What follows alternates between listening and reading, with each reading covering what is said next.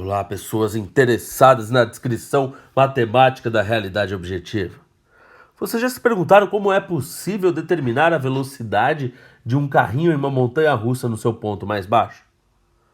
Eu acho que é um pouco intuitivo se pararmos para pensar que quanto mais alto for o ponto de início da queda, maior essa velocidade. Pois bem, para determinar tal velocidade, utilizaremos aí o chamado Teorema da Energia Mecânica. Se não me falha a memória, eu sou o professor Guilherme Silva e vamos aí à nossa aula de hoje. Pois bem, primeiramente nós devemos definir aí o que seria essa energia mecânica. Ela pode ser definida como a somatória das energias potenciais, certo? Mais a energia cinética de um corpo ou de um sistema de partículas em um determinado instante. Lembrando aí que energia potencial nós temos três tipos. Quais são? Energia potencial gravitacional, ou a energia potencial elástica, ou então a energia potencial elétrica. Certo? Para entendermos um pouco melhor sobre esse conceito da energia mecânica, irei utilizar aqui dessa simulaçãozinha do FET, onde eu tenho aqui um skatista e uma pista no formato de U. Percebam que quando eu coloco esse skatista no ponto aqui mais alto, você já vê aumentar aqui no gráfico ao lado a sua energia potencial, tá? E ali nós temos também uma parte para energia cinética, uma parte para energia térmica e uma parte seria energia total, tá? Aqui eu também estou controlando, ó, consigo colocar esse sistema atrito ou não. E também consigo controlar a massa. E aí é claro, né, como a massa ela influencia na energia potencial, se eu aumento essa massa do meu skatista, aumenta ali minha energia potencial e consequentemente minha energia total. Tá? Vamos iniciar inicialmente sem atrito, tá? Então olha aqui, o que eu percebo? Que você está tendo uma alternância entre a energia potencial e a energia cinética. Mas percebam que a energia total não se altera.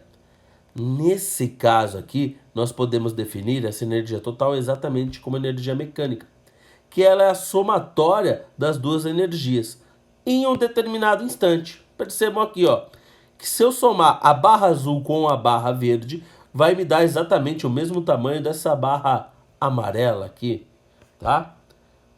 Quando eu tô no ponto mais baixo da trajetória, o que acontece com esse skatista aqui? Toda a energia mecânica dele se resume em energia cinética. Ou seja, podemos afirmar que aquela energia potencial inicial foi convertida integralmente em energia cinética, tá?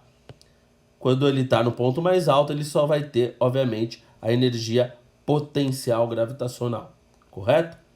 Mas e se eu introduzir o atrito nesse sistema? Olha aqui, vamos colocar um pouco de atrito.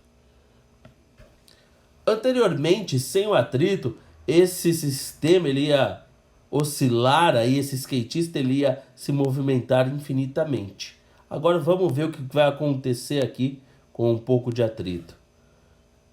Percebam que ele começa a diminuir o seu movimento até parar.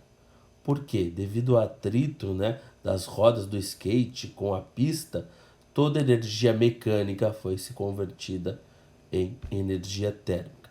Então, nesse caso aqui, essa energia total que ele está se referindo aqui não pode ser mais interpretada como energia mecânica, certo? Porque ele está considerando também a energia térmica.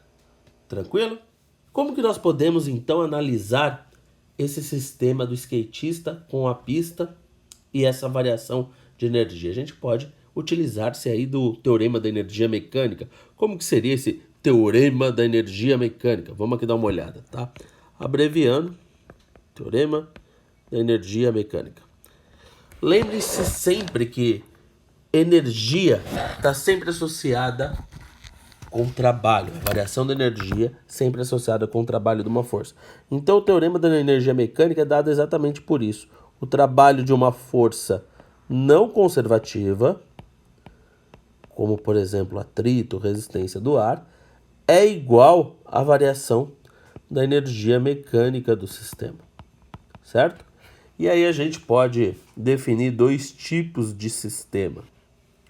Nós vamos ter o chamado sistema conservativo,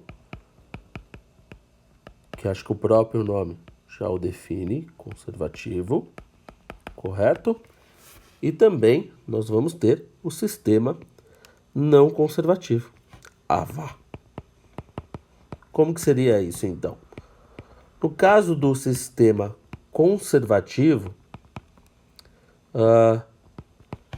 nós vamos ter que o trabalho dessa força não conservativa é zero. Como assim? Eu muitas vezes não vou ter resistência do ar, não vou ter alguma forma de atrito, nenhuma outra força externa aí, tá? Ou então, o trabalho aí de tais forças externas serão nulo. E aí, isso vai me promover uma variação da energia mecânica nula, claro. Ou então, nós podemos falar que a energia mecânica inicial é igual à energia mecânica final. E no caso do sistema não conservativo, obviamente o trabalho das forças não conservativas vão ser diferentes de zero, certo? Não conservativas, diferentes de zero. E aí, claro, a gente tem uma variação da energia mecânica, tá? Então eu vou ter que a energia mecânica inicial vai ser diferente da energia mecânica final. No caso, muitas vezes, aí da presença de forças dissipativas, é comum falarmos aqui de energia dissipada, que nada mais é do que o módulo da variação da energia mecânica. Certo? Então, por meio disso, a gente consegue aí analisar esse sistema. Então, vamos ver aí uma aplicação desse teorema da energia mecânica, um problema clássico, que seria o problema da montanha-russa, como foi abordado no início do vídeo. Olha aqui, um carrinho é lançado sobre os trilhos de uma montanha-russa, certo? No ponto A, com uma velocidade inicial V0. Tudo bem que ele está representando na forma vetorial, mas nós iremos só preocupar em termos escalares, conforme mostra a figura. As alturas H1, H2 e H3 valem, respectivamente, 16,2 metros, 3,4 metros e 9,8 metros. Para o carrinho atingir o ponto C, desprezando o atrito, o menor valor de V0 em metros por segundo deverá ser igual a... Então é o seguinte, claro que para ele chegar exatamente nesse ponto C, ele tem que chegar no ponto B, tá? Ele parte desse nível aqui que nós podemos considerar como sendo um nível 0, onde que a altura aqui é igual a 0. Correto. Então, inicialmente, eu só vou admitir que o meu carrinho aí, ele tem somente o quê? A energia cinética, tá? E essa energia cinética, ela tem que ser suficiente para vencer essa barreira do ponto B em termos de energia potencial gravitacional, tá? Ou seja, eu posso pensar que a energia cinética em A ela vai se converter totalmente em energia potencial gravitacional em B. Então aí eu vou trabalhar com valor limite, ali, um valor mínimo, digamos, de velocidade, para que ele consiga vencer essa barreira e chegar até o ponto C. Então, como aqui eu estou trabalhando com um sistema sem atrito, que ele fala agora, desprezando o atrito, eu vou considerar que tal sistema é conservativo, não vou ter aí a dissipação de energia, conservativo, correto? E aí a gente vai pensar em termos da energia mecânica agora. Vamos falar que a energia mecânica inicial é igual à energia mecânica final. Ou seja, a energia mecânica no ponto A é igual à energia mecânica no ponto B. Por que eu estou pegando o B? Porque o B é exatamente a minha barreira. Ele tem que superar. tá? E aí, com a ideia do limite, a gente vai admitir o seguinte, ó. No ponto A, nós já vimos aí que ele só tem energia cinética, tá? No ponto B, a gente vai pensar como se ele chegasse lá e parasse. Então, ele só vai ter energia potencial gravitacional. Substituindo a fórmula aqui, m vezes velocidade inicial ao quadrado sobre 2 é igual a m vezes g vezes o h1 ali. Olha que interessante, ele não tinha dado para a gente a massa, mas esse fator não influencia. Muito comum em sistemas conservativos, então eu posso cortar essa massa. Então vamos lá, substituindo os dados agora.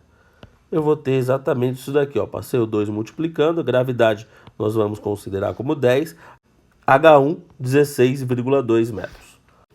Fazendo as continhas aqui, ó, velocidade inicial ao quadrado é igual a 324, retirando a raiz, eu vou chegar que a velocidade inicial é igual a 18 metros por segundo, tá? Então esse daqui seria o menor valor possível. Logo, nós temos aí como resposta a letra C. Tudo bem, pessoal? Então, vamos ficar por aqui, tá? Até a próxima.